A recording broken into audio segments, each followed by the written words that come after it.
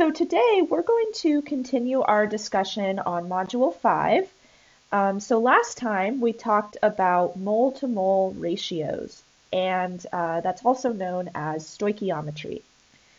And today we're going to use stoichiometry as well as molar mass in order to do some mass calculations for chemical reactions. So on this slide, you can see someone welding. And in welding, you need a mixture of something called acetylene and then oxygen. And they undergo a combustion reaction.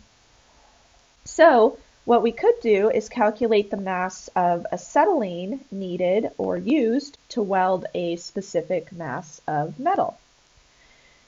So this is very similar to, for instance, prescribing medication. How much medication do you need for a patient? So in chemical reactions, we sometimes need to figure out how much of a reactant we need in order for a reaction to occur. So here's the general breakdown of what we're going to do in this video. We're going to be given a balanced equation, and then we're going to assume that we have reactant A going to product B, although sometimes we might be considering two reactants, so maybe we have reactants A and B. Regardless, we're going to convert the mass of A into the mass of B. So the first step in order to do this is to convert the mass of substance A to moles. And we're going to do that using the molar mass of A. Okay, so typically we're given the mass of a substance, and we'll call that A. And we have to convert that to moles before we go to the mass of B. So we'll do that using the molar mass of A. Okay, and then in the next step, we're going to convert the moles of A to moles of B using mole-to-mole ratios, and that we'll get from the balanced equation.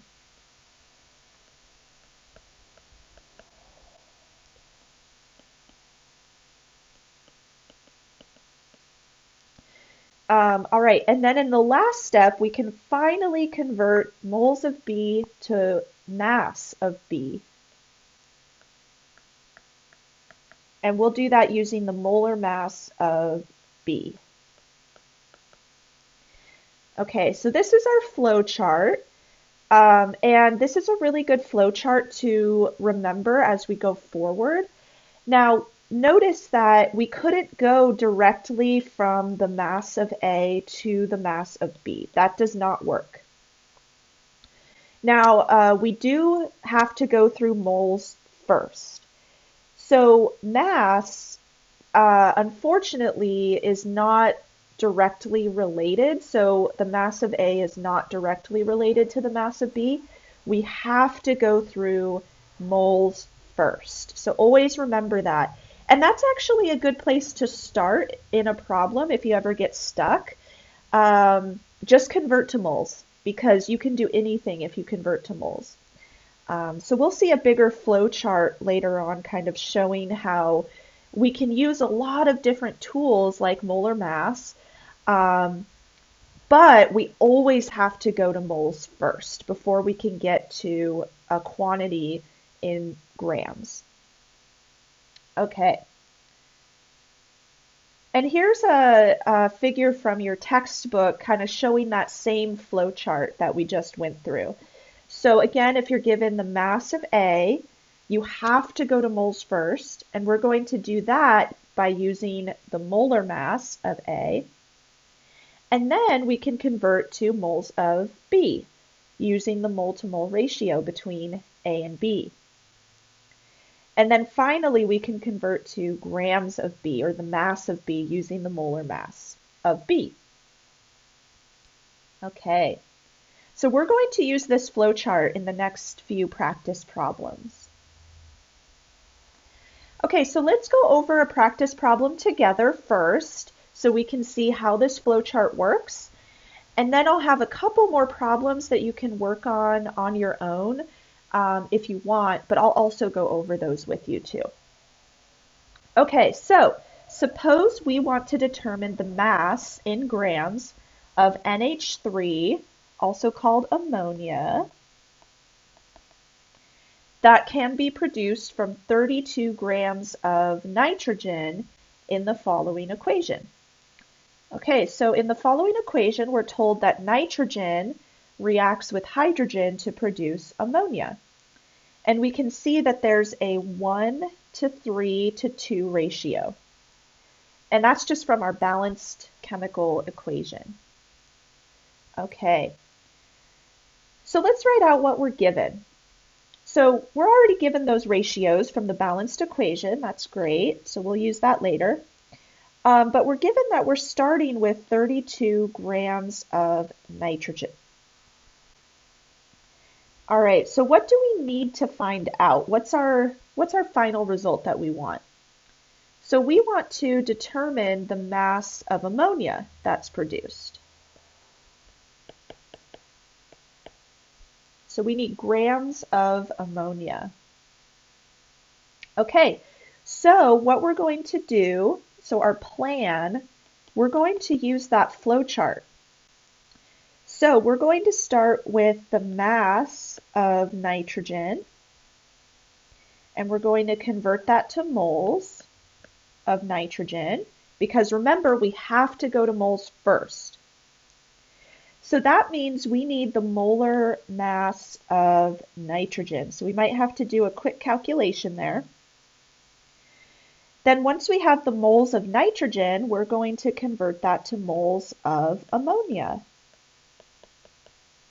And we're going to use the coefficients from our balanced equation, or the molar ratio. All right. And then the last step, we're going to convert that to the mass of ammonia using the molar mass of ammonia. So we'll also have to calculate that. Now, you can do this in one long equation, or you can do this step by step. Either way is fine. But first, we do need to calculate those molar masses. So let's do that first. Okay, so let's calculate the molar mass of nitrogen. All right, so this one's not too bad. If you have your periodic table in front of you, the mass of one atom of nitrogen, or 1 mole of nitrogen, we should say, is 14 grams per mole. Now we do have 2 nitrogens here, so I'm going to multiply the mass of nitrogen. Oh, and it's actually 14.01, excuse me.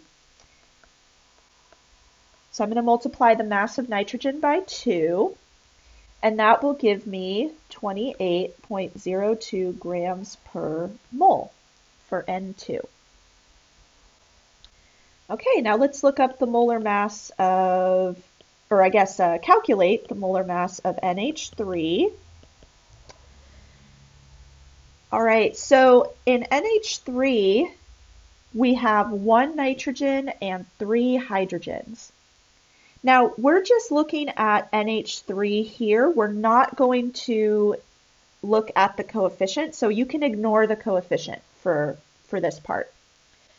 The coefficient will come in later when we look at the mole-to-mole ratio between nitrogen and ammonia. All right. So we're just calculating the molar mass for 1 molecule of NH3. Okay, so we have 1 nitrogen, so that'll be 1 times 14.01 grams per mole. And we're going to add 3 times the mass of hydrogen, which is 1.008 grams per mole.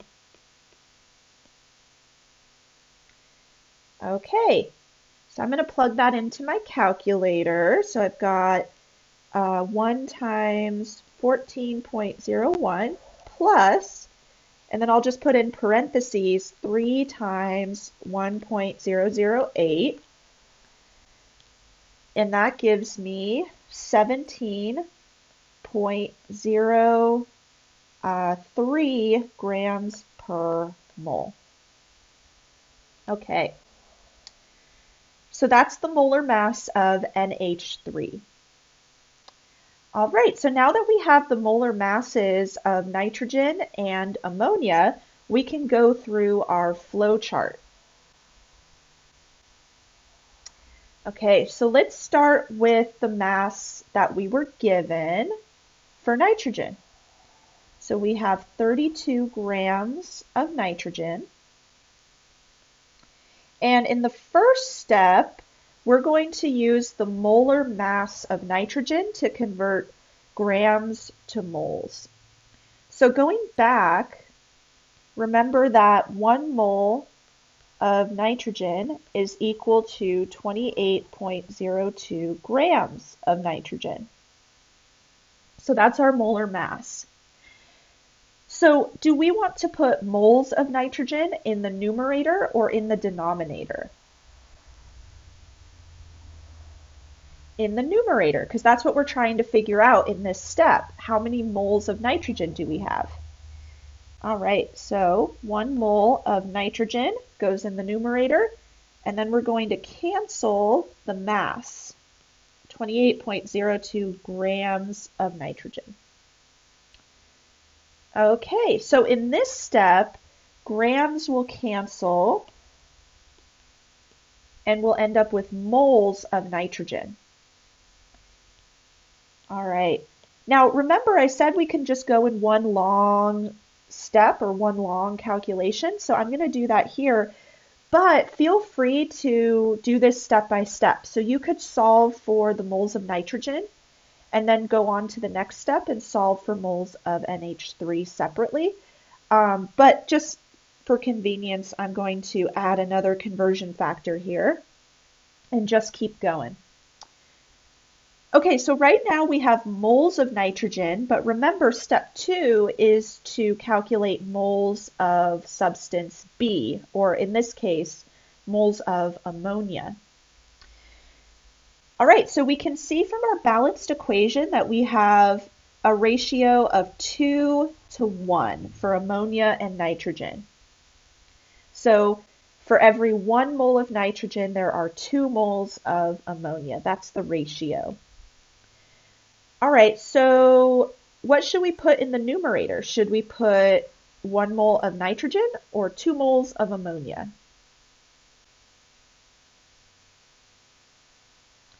2 moles of ammonia, right? Because that's what we're trying to figure out. All right, so we'll put 2 moles of NH3, and in the denominator, we'll put 1 mole of N2. Okay. So in this step, we're canceling moles of nitrogen.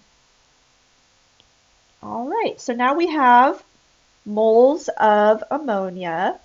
Okay, so now in the next step, we're going to use the molar mass of ammonia to figure out the mass of ammonia.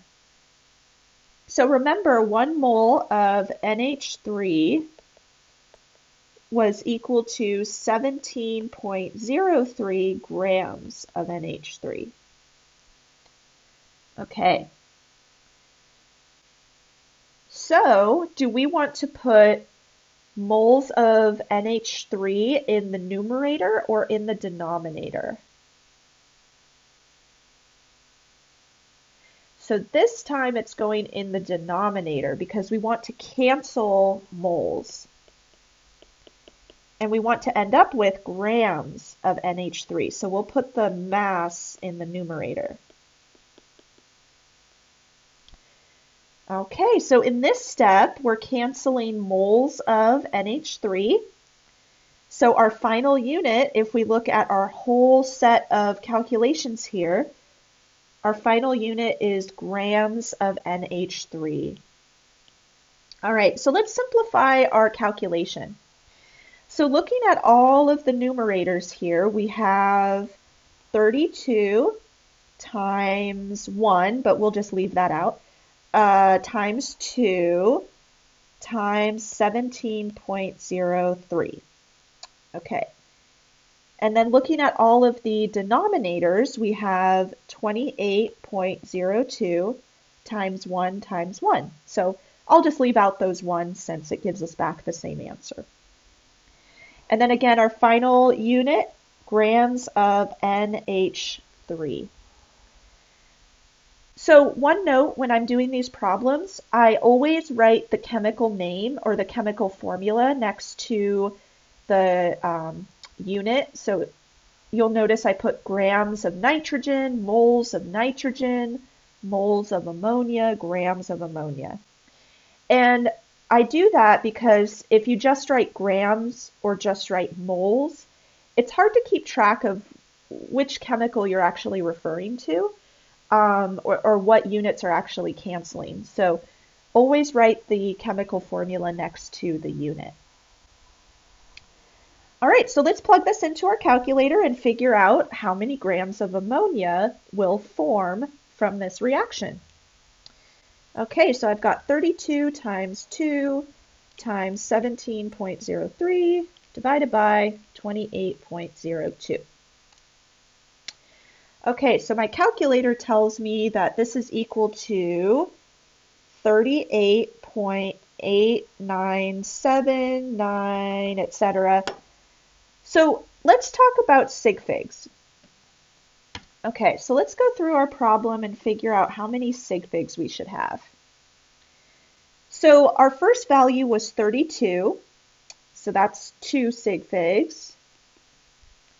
And then in our first conversion factor, 1 mole is exact, and then 28.02 has 4 sig figs.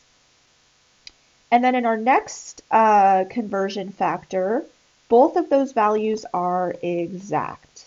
So there's exactly 1 mole for every 2 moles there.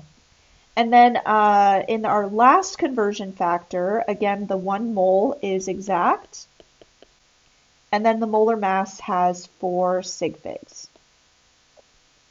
Okay, so this tells me, since I'm multiplying or dividing everything, that my answer should have should reflect the least amount of sig figs, which in this case is 2. So our answer should have 2 sig figs. All right, so now let's rewrite this answer. So the first digit we're dropping is an 8. So that means we have to round up. So this will be 39 grams of ammonia. Okay, so that's what we're expecting to produce in this reaction if we start with 32 grams of nitrogen. All right. So again, just follow that flow chart for these problems, and you can substitute in the chemical formulas for A and B. All right, and here are the solution slides if you need those later. Okay, so now let's do another problem. How many grams, excuse me, how many grams of oxygen are needed to produce 45.8 grams of iron 3 oxide, or rust, in the following reaction? So we saw this reaction previously where we need 4 moles of iron to react with 3 moles of oxygen, and that will produce 2 moles of iron 3 oxide. Okay, now what we want to determine here is, okay, if I want 45.8 grams of rust to form, how much oxygen do I need in order to produce that much rust? So we're kind of working backwards in that sense. Okay, so we have a couple of options here. So we're given a multiple choice question. So the answer is either A, B, or C. All right, so if you want to try this problem on your own first, feel free. You can pause the video and then we'll go over the problem together.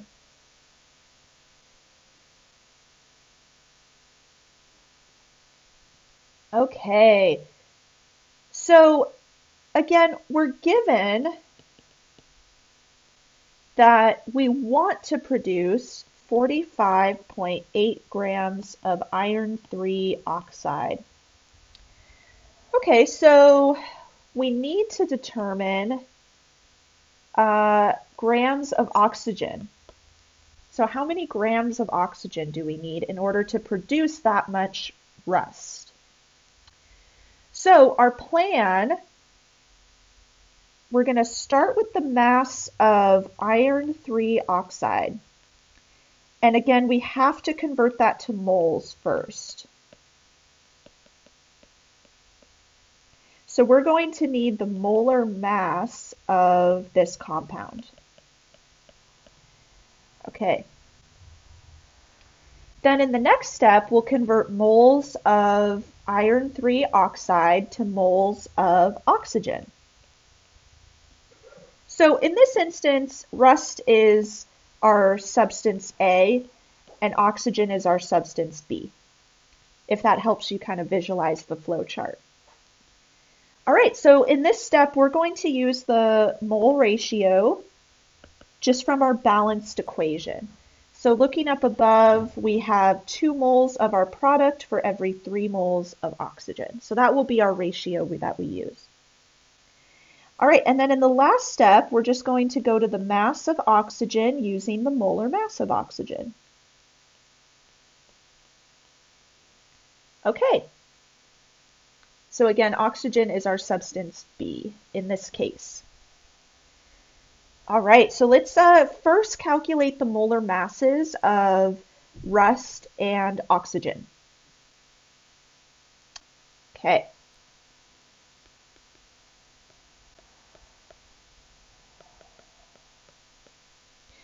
So one thing to note in this problem is we really don't care about iron, apparently.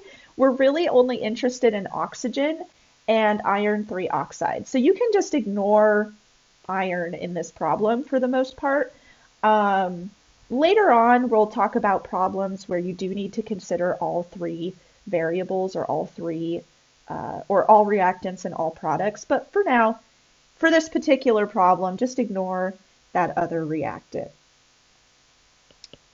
Okay, so the molar mass of Fe2O3. All right, so I'm actually going to pull up my periodic table. And let's see, we have 2 iron atoms in this equation or chemical formula. So we're going to multiply the mass of iron by 2.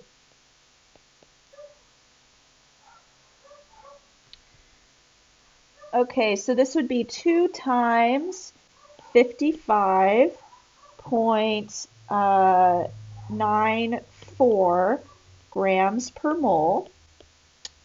All right, and then we're going to add that to 3 times the mass of oxygen, which is 16. So again, remember, we're ignoring this coefficient for now. We're just looking at the molar mass of one compound of Fe2O3. All right, so let's plug that into our calculators and see what we get. So 2 times 55.94 plus 3 times 16. All right, so that gives me 159.88 grams per mole. Awesome. Okay, so now let's calculate the molar mass of oxygen. So again, oxygen's mass is 16, and in this molecule we have 2 oxygen atoms. So that will be 2 times 16. Which equals 32. Okay, so we have our molar masses for both of the compounds that we're interested in. So now let's plug that into our flowchart. Okay, so again, we're going to start with the mass of rust or iron 3 oxide that we're trying to produce. So 45.8 grams.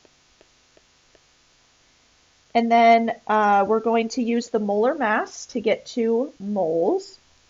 So remember, 1 mole of Fe2O3 is equal to 159.88 grams of Fe2O3. All right, so again, do we want to put moles in the numerator or the denominator of our conversion factor? In the numerator, because that's what we're trying to figure out for this step. So we'll put the mass in the denominator. All right, and then in this step, again, we're canceling grams of iron 3 oxide to end up with moles. All right, and then in the next step, we're going to convert to moles of oxygen. So we're going to use the coefficients in our balanced equation. So we've got 2 moles of iron 3 oxide for every 3 moles of oxygen.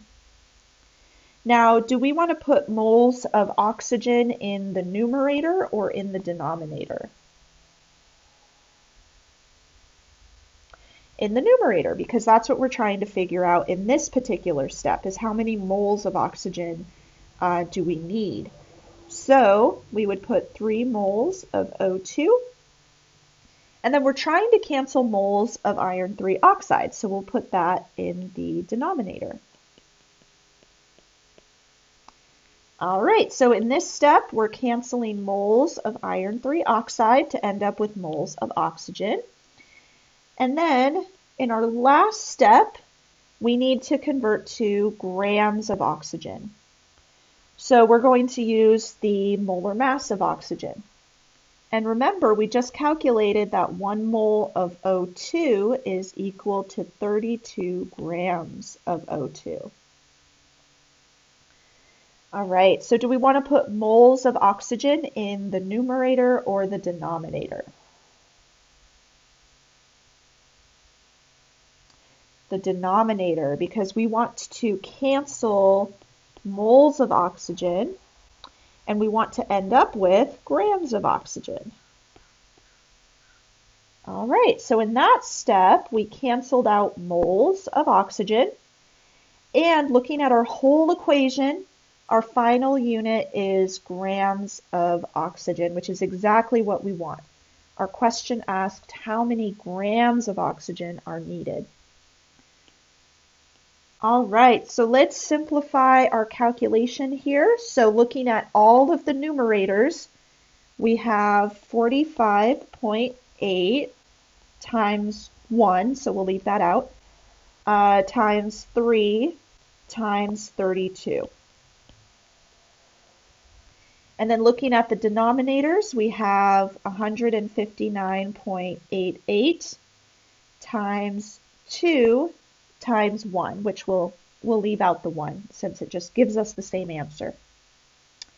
All right, and then our final unit we just said was grams of O2. Okay, so I'm going to plug this into my calculator. So 45.8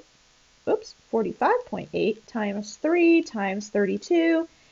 And now when I divide for this part, I'm going to put parentheses around everything in the denominator. Otherwise, your calculator might assume that you're multiplying everything by 2 at the very end. So I'm going to put parentheses around the denominator. What you could also do is just calculate the numerator separate from the denominator and then divide the numerator by the denominator. So you could figure out what is 45.8 times 3 times 32, and then write that answer down, and then figure out what is 159.88 times 2, write that down, and then you can take the or do the math from there. That's another option. All right, so let's see what we get here.